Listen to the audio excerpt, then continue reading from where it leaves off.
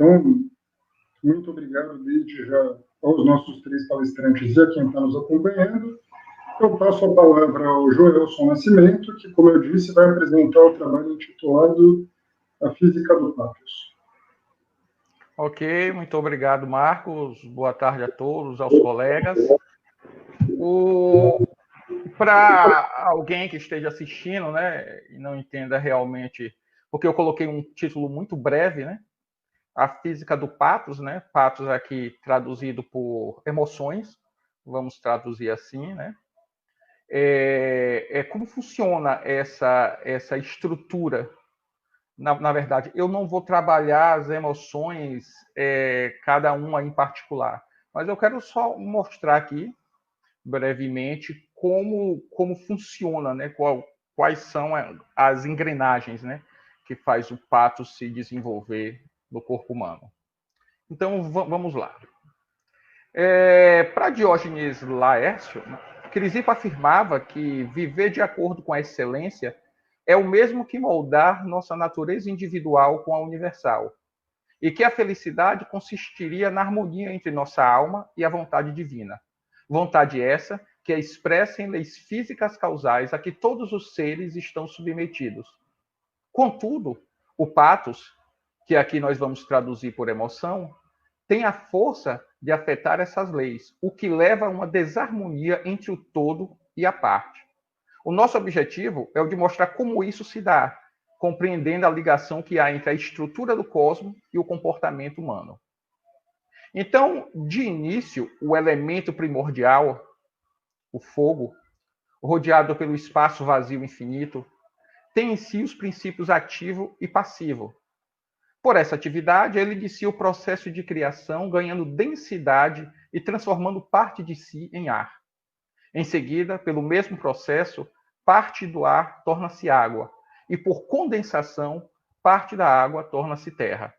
Posto esses elementos fundantes, o processo continua com a união de cada elemento a um outro, formando assim dois pares. Fogo e ar unem-se em um composto ativo conhecido por pneuma. O segundo par, um composto passivo formado por água e terra, conhecido por matéria. Por fim, o pneuma ativo penetra na matéria, constituindo um corpo distinto e qualificável. Sendo assim, o cosmos, para os estoicos, é a união entre dois princípios e quatro elementos, organizado em dois corpos de densidades distintas, onde cada um mantém sua própria substância a fim de uma futura separação. Por conseguinte, conforme Long, apesar de os estoicos explicarem o funcionamento desse processo de forma a identificarem cada um dos elementos envolvidos, nunca os veríamos de forma individualizada. Ou isto é, nunca os veríamos fora de um composto, o que iria caracterizar, nesse sentido, o monismo estoico. E aqui tem uma citação de Diógenes Laércio, para a gente compreender um pouco melhor isso aqui.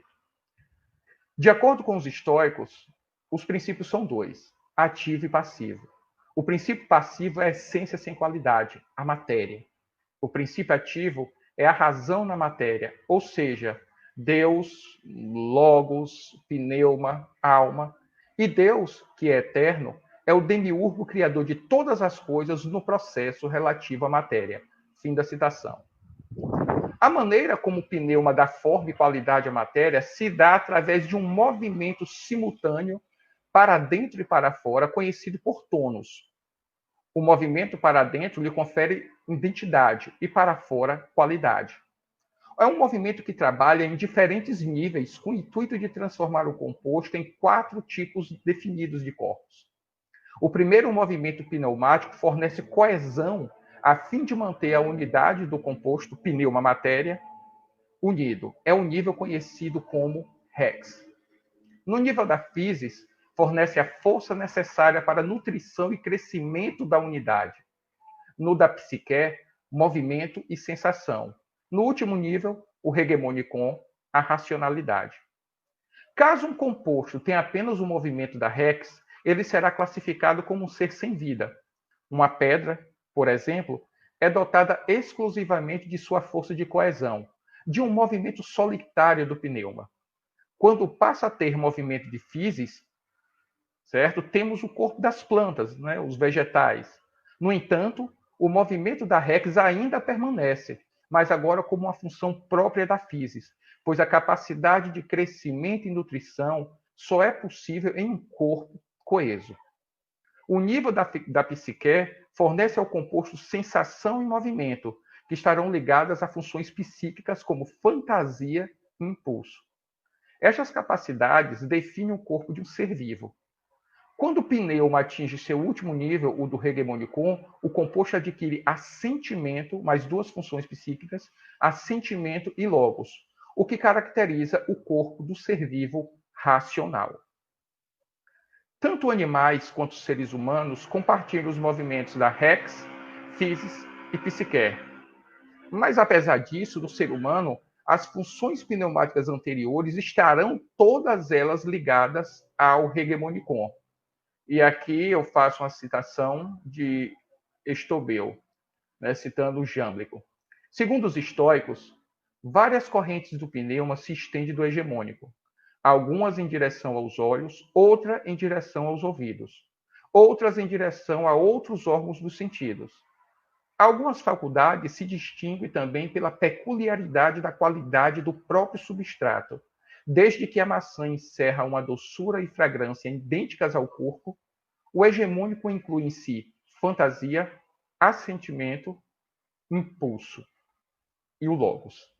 Fantasia, assentimento e impulso humanos têm uma ligação direta com o logos. E ter logos também é ter capacidade de produzir conteúdo proposicional, fazendo com que todas elas sejam consideradas racionais pelos estoicos. Então, eu queria aqui falar para vocês, né, explicar aqui cada uma dessas funções. A fantasia, né, com efeito, e aqui eu vou citar, tem uma citação muito clara aqui de Aécio, fantasia, com efeito, é a afecção que ocorre na mente, mostrando em si mesma também o que a produziu.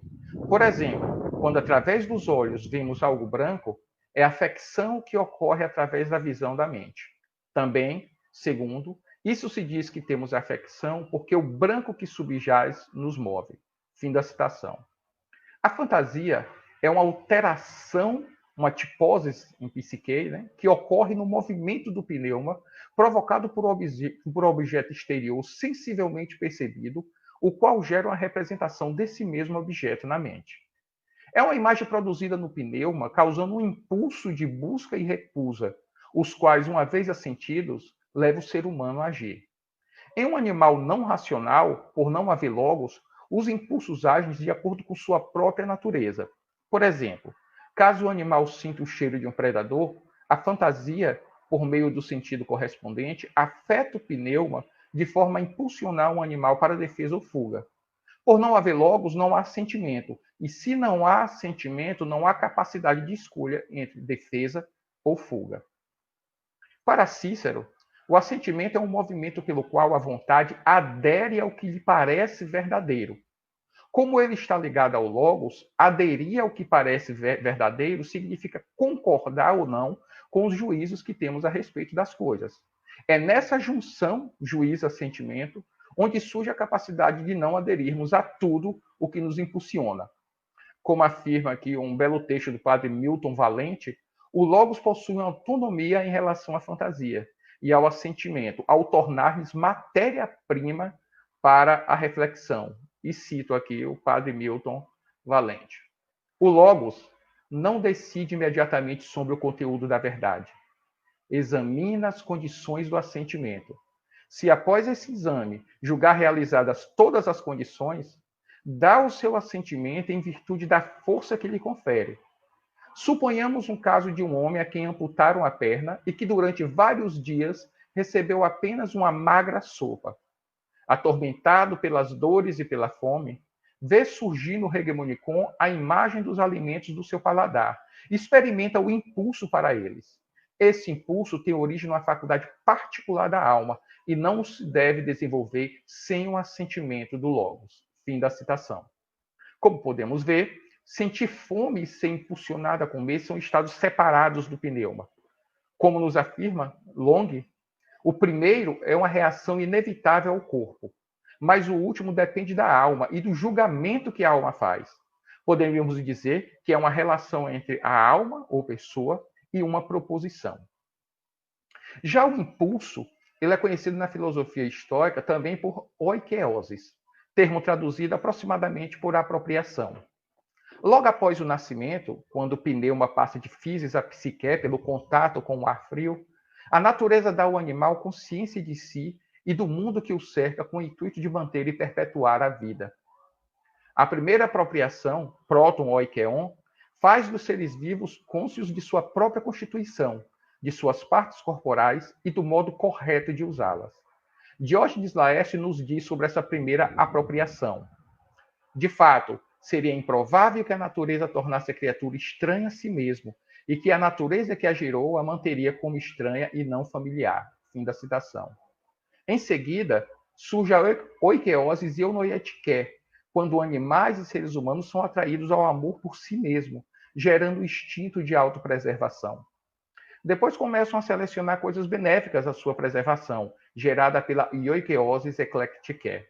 Em outro momento, a oikeosis estertique os impulsionam em direção aos laços afetivos. E, por fim, sendo característica exclusivamente humana, a oikeosis hierectique, uma apropriação que leva à escolha dos bens racionais. Através da oikeosis, somos naturalmente atraídos e afastados a tudo que nos causa bem ou mal. Não temos como não sentir os instintos de autopreservação ou de laços familiares. No entanto, como já dissemos, diferente de um animal não racional, podemos escolher agir moderadamente conforme cada um deles. Então, pelo que foi exposto aqui, o que seria então as emoções, o patos? Em uma concepção aqui física zenoniana, e aqui eu vou citar Stobel, patos é um impulso excessivo, desobediente aos ditames da razão, um movimento irracional do pneuma e contrário à natureza, comparado a uma propensão à doença, uma tendência a uma das funções que são contrárias à natureza, tais como depressão, irascibilidade, malevolência, temperamento agressivo e coisas do gênero. Fim da citação. Pelo pneuma ser formado pelos elementos fogo e ar, cujas propriedades são o quente e o frio, uma fantasia pode elevar ou diminuir em demasia essas temperaturas e provocar uma desarmonia em seu grau de tensão, provocando movimentos involuntários de contração e expansão, conforme as percepções que o afetam. Esse impulso patológico é qualificado por Zenão como não natural, contrário à ordem cósmica e irracional, pois nesse estado, a razão, o logos, perde o seu poder de controle. Quando os estoicos falam de um impulso excessivo, é necessário entendermos que o impulso por si mesmo não é algo ruim. Lembremos que é ele quem conduz os seres a executarem suas funções através da oikeosis. Acontece que nos seres humanos há uma razão que visa aperfeiçoar esses impulsos com o intuito a uma conduta mais perfeita. O patos tira da nossa faculdade diretriz o controle e nos leva a um desequilíbrio. E aqui nos explica Galeno, quando alguém anda em acordo com seu impulso, o movimento das suas pernas não é excessivo, mas comensurável com o impulso. Então, ele pode parar sempre que quiser. Mas quando o movimento de suas pernas excede seu impulso, elas perdem o controle e são incapazes de mudar obedientemente, tão logo comecem a correr.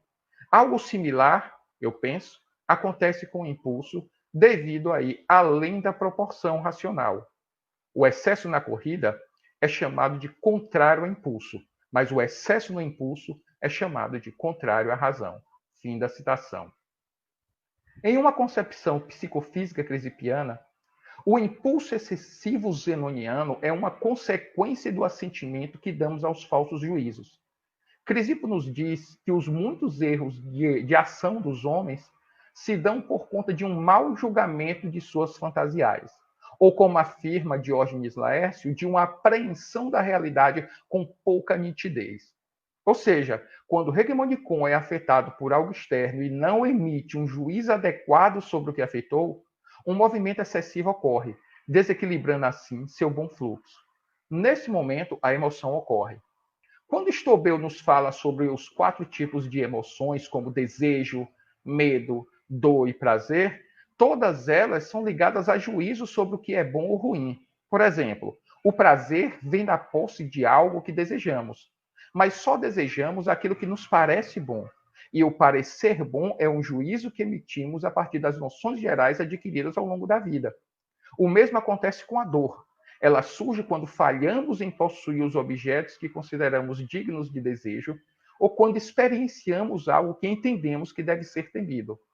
Como nos diz Sorabji, não é a capacidade de suportar a dor que torna um homem livre de suas emoções, mas a capacidade de entender o valor das coisas ou a falta dele. E mais uma vez trago Galeno. Algumas das ações erradas dos homens são referidas por Crisipo como a faculdade de julgar. Outros, a falta de tensão e fraqueza do espírito, tal como suas ações corretas serem guiadas por um juízo correto junto com uma boa tensão da alma. Ele diz que existem momentos quando desistimos de uma decisão correta porque a tensão da alma decai e não persiste até o fim a executar os comandos da razão.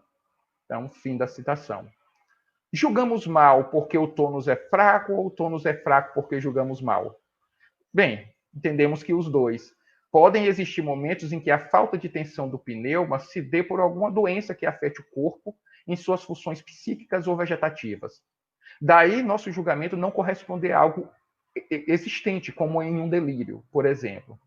Por outro lado, a falta de tensão é provocada também por uma falta de conhecimento sobre o que é verdadeiramente bom e mal, desembocando em uma maneira incorreta de agir em determinada situação. Quaisquer que sejam as respostas, todas estão ligadas a uma boa ou má tensão do pneuma. Contudo, no caso da emoção, apesar de ser considerada uma doença semelhante a uma febre, não podemos utilizá-las como desculpa para uma má conduta. Uma fantasia pode induzir em nós o desejo de andar, mas a causa completa, ou como diz Tillman, né, a sustentação da ação, encontra-se na capacidade diretriz, isto é, na decisão de andar, durando enquanto a sustentação da causa se mantiver. O mesmo, mesmo sendo a força exercida pelo pato sobre o pneuma hegemônico, né, maior do que a força exercida pela própria natureza, pela ioikeosis, a responsabilidade moral permaneceria, pois na filosofia estoica isso não se dá pela perda da razão, mas pelo assentimento que damos aos falsos juízos. Para Crisipo, não seria um problema uma mente que entende ser o dinheiro bom, mas achar que o dinheiro é o maior dos bens e acreditar não ser digno viver entre pessoas que não o têm, sim. Aqui temos uma clara falta de conhecimento sobre o que é bom ou ruim, uma ignorância sobre os bens e os males, mais precisamente, uma ignorância sobre onde se encontram verdadeiramente os bens e os males. Para Margaret Graver, os falsos juízos são dependentes de uma crença. Se eu não acreditar que a ruína financeira é má para mim, não me amedrontarei nem ficarei entristecido quando isto ocorrer, embora eu deva evitá-la. Mas, se eu acreditar, estarei acreditando no que é falso. A ruína não pode ser um mal para mim, propriamente falando, desde que não depende de mim determinar se ela vai ocorrer ou não. E uma explicação similar pode ser dada para todas as emoções com as quais somos familiares, mostrando sua dependência sobre uma atribuição falsa de valor ou desvalor às coisas que estão fora de nosso controle. Por fim, as emoções nos estoicos, elas não são vistas em bases químicas e biológicas, pois o movimento do pneuma é uma lei natural que visa propiciar a todos os seres uma interação harmoniosa consigo e com a natureza. Nos animais irracionais, por a natureza estar no controle de todas as funções corporais e psíquicas, essa harmonia é mantida. No entanto, no corpo humano, local onde a divindade é representada em própria persona, por conta do Logos, somos livres para agir ou não com base em nosso sentimento aos falsos juízos. São leis físicas que se ligam a conteúdos proposicionais, nos permitindo desarmonizar a natureza individual com a universal, dando plena liberdade aos impulsos, o que configura no estoicismo as emoções. Então, seria isso aí a minha apresentação. Obrigado.